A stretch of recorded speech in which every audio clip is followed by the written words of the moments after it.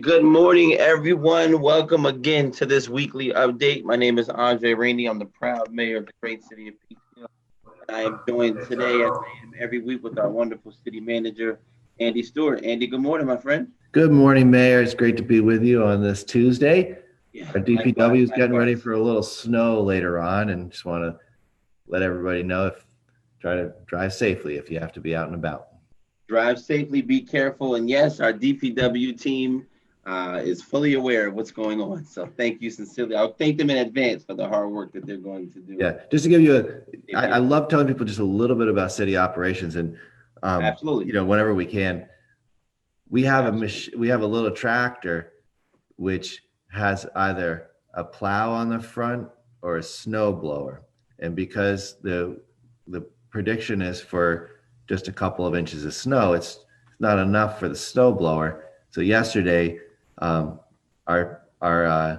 one of our foremen was basically working with the guys to swap out the snow blower, which had been used for the big snowstorm, to put a little plow on there, and it's small enough so they can go down sidewalks and stuff. So just a little idea, we get ready for storms, we get ready for small weather events.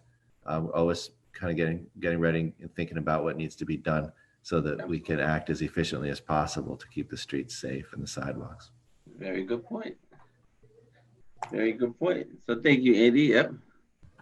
So I want to start off with the conversation. I know everybody is listening to, but the city of Peekskill, finally, our numbers are starting to go down. They're starting to decrease. We're now below 400 active cases in the city of Peekskill, as far as I know from yesterday's statistics. I also want to thank the county executive, George Latimer. If any of you were able to catch the council meeting last night, the county executive came and gave us a brief, thorough update on what the county's been doing and what the county wants to do for the city of Peekskill in the future, as far as finding ways to make sure that our residents have access to the vaccine once it's available. And he also expressed his support and how he would definitely advocate for our city to have a location here in the city, hopefully, where we can get, for those who are interested, to get vaccinated, so they wouldn't have to try to travel all the way down to Westchester Community Center or anywhere else. So I was thankful for that. I'm not going to go over everything he said now, but the council meeting from last night, January 25th, you can find on the city website, the government channel in rotation, just to get a little bit more insight on that. Yeah, just to follow up on that, Mayor, because it is such an important topic right now. The city website and Facebook also have information about a county service where seniors in particular, people can sign up to be alerted when appointments become available. And the information is on the Facebook and the website about that, and people should share that, because it's really been a struggle for people getting through the state website and getting appointments. And so the county has created that service. In addition, I wanted to mention that once again, this weekend on Saturday between 10 and 3, Westchester Medical Center will be running its testing facility out of the lower level, the library, the neighborhood center. As always, you register by making a call over to those guys, and they don't do walk-ins, but that's a service that we appreciate. Another note, on Monday night, we are going to have a brief presentation by Jonathan Zamora at the city council meeting, because he works with the seniors in the nutrition program and for delivering food to seniors who are at home, and he's very involved with efforts to broaden access to vaccines for the city's seniors. So this isn't a thing that we control as a city, but we try to advocate for the interests of city residents. And so there'll be more information forthcoming at the city council meeting next week. And actually, we're going to try to get him to join us for our conversation next week as well, because there's a lot going on in this space as the county and the state try to get the vaccines out the door, who's becoming eligible, how you get it. And there are people with fears that need to be addressed, that, they need to talk to their doctor if they have a concern about the vaccine and so on. So we're just going to continue to push that information out to try to make it as easy as possible for people to find out information to take care of their health. Thank you for that, Andy. So yes, and it's very important that people, if you have access to Wi-Fi, internet, please consider more information, more detailed information on what the state is doing is on the CDC website. But we do try to keep everybody updated on what's going on here in the city of Peekskill. There are numerous testing sites in the area where you can set up appointments to get tested. So I'll go ahead, Andy, spark something real quick. Well, I was looking at some of the comments on Facebook, and it's great. We're joined by people who have ideas and questions, and are kind of appreciative of the information we're offering. So, yeah, and the county executive Latimer last night did kind of suggest that there would be ways of opening more vaccination sites in the city, and just want you to know and everybody know that at the minute that the county or anybody else wants to set up a vaccination site in the city, we will find a place to do it. So there's no question about that. But right now they don't. Yeah, that's actually not on offer. So. Right. But there were, as the information comes, as we've been doing since the beginning of this, for about a year now, Andy, almost a year now. So as the information comes, we will certainly keep our community updated. And as we already stated, George Latimer came on the council meeting last night, encouraging that he's going to try to help us with Colin Smith and Catherine Borgia to get a location in the city of Peekskill for those who want to get vaccinated once it's available. So that information will be on the city website as well as the county website. So also going forward, I just want to say the school district has opened their schools back to the hybrid style. They have some students who are actually in class and other students who are actually doing virtual learning Monday through Friday. So the school district is doing everything they can to do their part, to keep the students safe, to keep their staff safe. And we thank them for their partnership and their communication. They always inform us of what their next move is, how they're doing, and what they're going to be doing, as well as advocating for more testing for their staff, teachers, and parents. And we're doing the same thing. So the school is reopened as of right now. As long as the numbers keep dropping, City of Peekskill will be in a much better state. And we will look forward to supporting and helping our businesses out even more as we get into a better state. So this is great so far. Yeah, thanks for that. Do you want to spend a minute talking about the police task force, because we got some important dates coming up with that? Yeah, certainly. Let me just knock these two out about the COVID so we don't have to go back and forth. We are having a conversation, a town hall conversation on January 28th, right, with myself, George Latimer, and there are a couple of other guests that are going to be on the actual phone call. It's going to be the Westchester County Department of Health Commissioner, Yorktown Supervisor Matt Slater, myself, as well as the White Plains Mayor Tom Roach. It's going to be an open conversation on COVID. It's going to be Thursday, January 28th from 6 p.m. to 7 p.m. You'll be able to tune in. It's going to be on the Facebook, Westchester County Facebook channel, Facebook page, and they're going to have a live link so anybody could tune in and watch. And I believe they'll have, towards the end of it, they'll have some questions for the community who's watching to ask questions from 6 to 7. From 7 p.m., as soon as I sign off that meeting, we will be on the meeting that Andy was just talking about. So Andy, go ahead. Yeah, I just wanted to mention that, since last year when the governor did the order following the George Floyd tragedy, the city task force has been meeting to work on an extraordinary, thorough review and conversation with the police department and with the community regarding policing strategies, tactics, procedural justice, issues of fairness. And it's really been an amazing experience, I think, for all involved. 23 really talented, diverse individuals on that task force. The mayor co-chairs, and I've been kind of a servant to it the whole way through. We just had a public meeting on January 21st, and we're aiming to do another one around February 11th. It hasn't been advertised yet. But the main thing is that the process, chapter 1, is going to be coming to a close.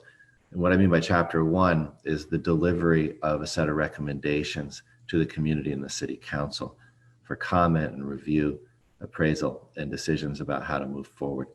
And the task force has been really an amazing experience, and with committees on training, committees on technology, committee on policies and procedures, things like that. So I thank the mayor for his leadership on that, and also look forward to trying to complete this draft report and have the task force review it and then get it out to the community so that we can get even more comments and suggestions before we bring it to the city council in the month of March. Yeah, and I just want to continuously thank the members of the task force. We selected some really talented group of people for this task force, as well as the chairs for committing to being the chairs of each subcommittee. This is a very passionate and sensitive subject, and there's been so many great conversations on what we would like to see done, what can be done, and what shouldn't have been done in the past. And these conversations really lead to great ideas for the future of the city of Peekskill, and hopefully, as a leader to other municipalities as far as the police force and law enforcement goes. So, and also thanks to the chief and all of the volunteer officers, or should I say, all of the police officers who volunteer their time or take time out of their days to join each subcommittee and answer as many questions as they possibly can, as the community has a lot. One thing I will highlight is many of the members of the committee who have expressed some of their concerns or even some of their experience with the police. The majority of them always open up their statement by saying they haven't had that negative experience here with our law enforcement, but to prevent it from happening here, these are some of the ideas that are suggested that we come up with. So I thank our police department and law enforcement for setting the tone and setting the example for other law enforcements and police stations to model off of. So, but thanks to all of them. And not only are we working on a task force for the police task force, but there are plenty of boards and commissions in the city of Peekskill that we can certainly use. More of you wonderful people out there who have a little bit of time on your hands. Most of the boards and commissions meet once a month, so you wouldn't be in a commitment of 4 and 5 days a week. Most of the boards and commissions meet one selected day during every month, and that same selected day every month. So if you're willing and open to being a part of these boards and commissions, and enthusiastic about helping or enthusiastic about being a part, feel free to submit your letter of intent or resume to us. Or to the board that you want to join. I know the Human Relations Commission is looking for another person. I know the Peekskill Housing Authority Board is looking for an actual tenant to join, or maybe two actually to consider joining. So check out our city website for boards and commissions, see if there's anything that you'd be interested in, and the council will review and see if we can point you. Yeah, I just put in the Facebook chat a list of boards and commissions that currently have vacancies. Great. And really appreciate the volunteers on those. Each one of them's got a story behind it, whether it's parks or conservation or the zoning board, planning board, and others. So yeah, to talk with the clerk and get us some resumes. Absolutely. So I think that's a great initiative. So one other thing I did want to mention is the Black History Month is a few days away. The BID, the city, the Youth Borough, NAACP, Just a Place, many of the organizations in the city of Peekskill have organized and prepared some events for the month of February. This will be the last month that the Harriet Tubman statue is here in the downtown, right on the corner of Central Avenue and North Division Street. So I encourage people to please take a look, stop by, take photos, get a little bit of education, and also stay on the BID website. They've been promoting so many great educational activities that they've been hosting or that others have been hosting around the Harriet Tubman statue. So it's here to the end of Black History Month. If you haven't had a chance to see it, please take a look. There's also a YouTube video that the City of Peekskill and the BID shot when it first arrived here that's circulating on YouTube as well as social media, just to get an idea of the statue, what it means to the City of Peekskill, how long it's going to be here. But please check that out and keep an eye on the website as well. I wanted to mention an item I hope we get out the door today. Yeah. Just let folks know it's a matter of city business. The city council last night approved the release of a request for proposals for communication services for the city, which is what we're doing right now. And we do have help from a consultant on press releases and matters like that. But we're really working on a kind of a comprehensive approach to trying to use every possible channel, every means to make sure city residents have information about services and events. So that RFP will come out. I'll put it on the city's website, and we're looking for talent, and people can respond to the scope of services and offer their professional services or their company services if they have a team. So I just want to mention that this is just one of many ways in which the city tries to communicate with the public regarding all the different things going on, whether it's parks or what's going on in City Hall or special events, city meetings. And we're looking at maybe reopening. There's a dormant Twitter account, Instagram, things like that. So not to mention just the general need to just sort of make sure our website is up to date and has appropriate information and so on. So if anybody knows anybody who's in the communications profession, keep an eye out and refer send them our to way. us. Absolutely, send them our way. That's a really great point. I'm glad you brought that up, Andy. Thank you for that. And the last thing that I had on my side, Andy, is I know there's a lot of discussions on the Boys and Girls Club with the Kylie Center. We spoke about it last night. Seems like we're gonna be speaking about this almost every day. But we are working with the Boys and Girls Club to put together a presentation for the city of Peekskill. But again, it's at the very early stages of this process, this project. As many of you know, most projects take a couple of years before they come to fruition, as it is. And with the pandemic from 2020, there was no movement at all on the Boys and Girls Club last year, unfortunately, other than late last year in November, the county approving to do improvements on the Kylie Youth Center building, which is had really nothing to do with the Boys and Girls Club, it's the Kylie Youth Center itself. But we're looking forward to that. This is going to be one of the greatest things in our city of Peekskill, in my personal opinion. I know that we've had a rough year last year. We were looking at other opportunities to engage our community, especially our youth, with the challenges we faced last year. And I'm looking forward to welcoming the Boys and Girls Club to Peekskill. The Boys and Girls Club reputation is phenomenal. The success rate from the children that graduate high school after going through the Boys and Girls Club is at a high percentage. So this is a great opportunity for the city of Peekskill to offer more for our youth in collaboration with our youth borough, our school district, and other youth organizations like Arts 10566 and New Ever Creative Space and Just a Place to Dance.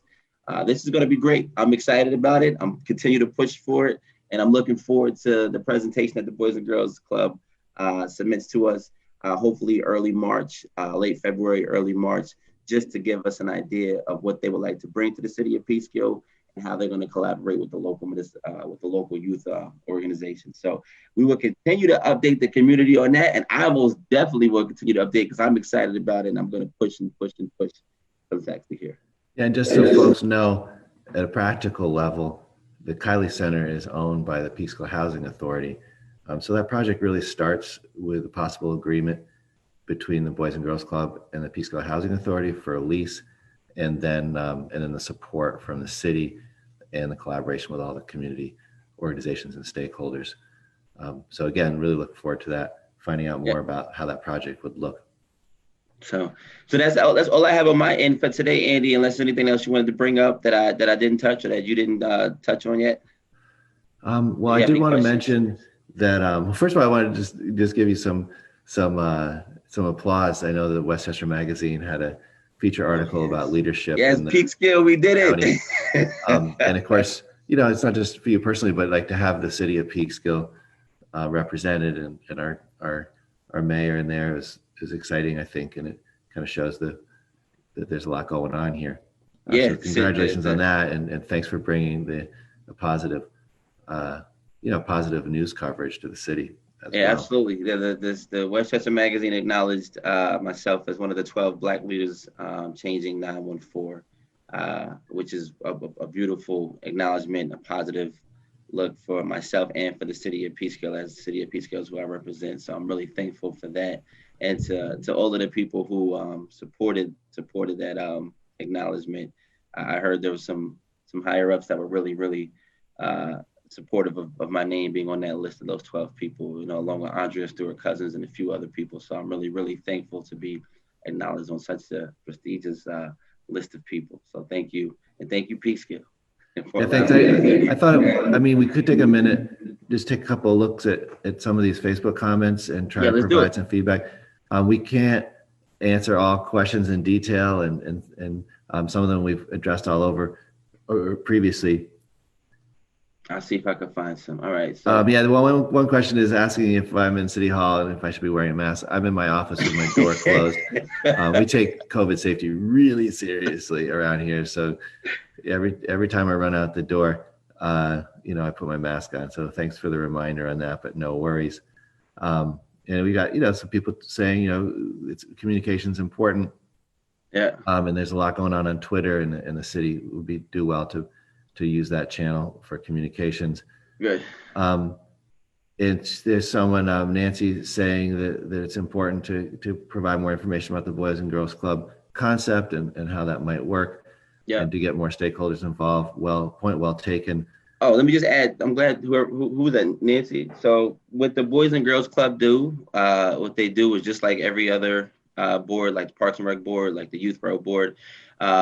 The municipality that they're in, they actually create a board, and they reach out to. They do an outreach thing for stakeholders. So there's going to be a lot of people from the city of Peekskill who I'm sure is going to be interested in joining that board. But again, we're talking another year or two down the line. But there'll definitely be more stakeholders on the board.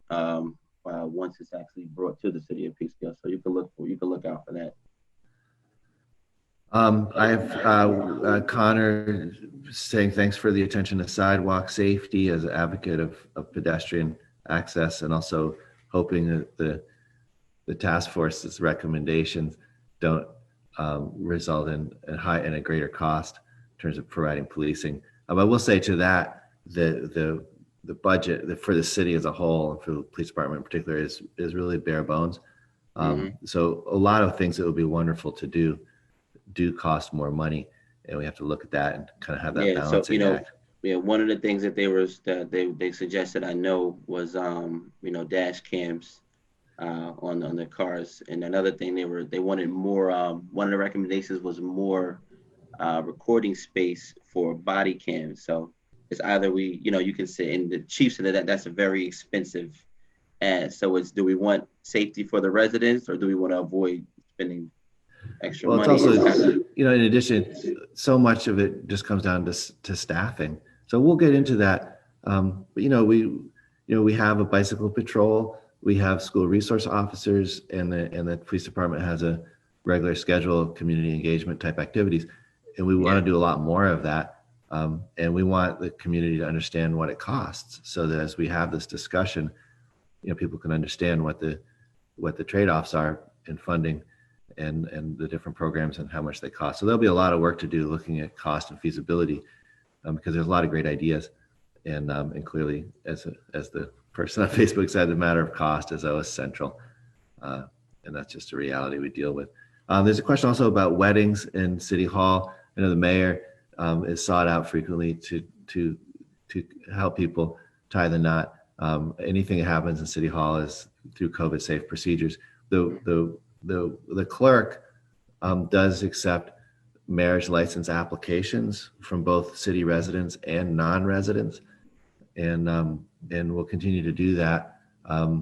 There's no crushing load there. We've mentioned it in a city council before. And people are only allowed in, one by one, and so she can take care of them. It's a small thing that the clerk does in comparison to all the work they're getting done. But yes, now, if you're not a city resident, you can get a marriage license, although we don't promote that because we're really there for city residents. Right, and it's also, you don't want to prevent people from falling in love. No. Look, if you can get an application, you always want to try to help. It takes two people to do the application. I don't know if that's I don't think the city should just no. We're not. The question was simply, are non-city residents eligible for an application? The answer is yes. If it became extraordinarily burdensome, then we would reduce that activity. Yeah, and it also brings in revenue for the city as well, especially after this pandemic. Yeah, it helps to offset the costs. Little application doesn't hurt. No. COVID cannot stop love. There's a lot more to marriage than the $40 fee for the marriage license. Yeah, so. And also the governor allowed virtual weddings too. We've done a few virtual weddings, which have been phenomenal. And I'll be honest, there was one virtual wedding that really hit home with this family. They had about 12 people join in on the call, and they were all dressed up in their location as if they were at the wedding. It was really, really, really nice, and you don't want to tell a person that they can't do that. So, but yeah, Yeah. I think that the city's policy now is going to stay the way it is. Yeah, one of the things this story with marriage licenses is similar to a lot of our activities in City Hall. We've just pushed it online, whereas people used to come in and talk to the clerk and introduce each other and stuff. Now it's all on the phone and email, and then you stop by essentially to pick up your piece of paper and sign it. So that's an example, like many others, of how you run a city hall that's COVID safe. We've really taken advantage. I mean, of people technology. come into the clerk's office for applications for for everything. So yeah, why same thing goes for parking permits. It's online, and so we really, the clerk, she works her tail off and takes care of people. I mean, but fortunately, a lot of it is by phone and email and online services. Yeah, I mean, people still do come in like for notary as well. We have Notary Public. There's 5 days a week rather than 2, or 3 days a week now. It's 5 days a week rather than 2, which is cool. But you don't want to say, you can't notarize an important document. But it's just odd that they would, of all of the services the clerk offers, take that one out. Interesting. But is there any other questions up there? Or those are the times we live in. Thank you very much, Mayor. I think that's great for now. All right. So again, thank you all for tuning in, and I look forward to seeing you all here again next week with more information from the great city of Peekskill. Andy, thanks again, and I appreciate you as always, my friend. All right. Take care now. Have a good day. Talk to you later. All right.